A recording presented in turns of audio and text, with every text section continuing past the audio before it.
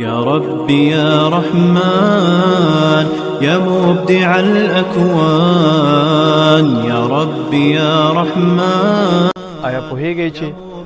تر ټولو سخت دښمن څوک دی؟ يا ربي يا رحمن يا مبدع الأكوان څومره بده ده چې پیغمبر صلی الله علیه وسلم مو د قیامت په ورځ په امت ویاړ کوي، خو همدغه امت یې بیا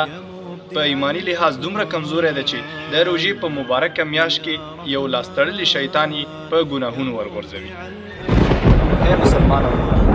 دا کوم جادو دی چې همدغه الفاظو چې 14 پیړۍ وړاندې صحابه کرام سم کړي وو، همدغه آیاتونه چې 14 پیړۍ وړاندې یو ګمراه قوم سم کړی وو، همدغه قرآن کریم چې 14 پیړۍ وړاندې په همدغه میاشت کې نازل شو، ټوله عربي نړۍ یې درسته کړله، خو د ننني عصر په یو مسلمان کې بدلون نشي راوړلی.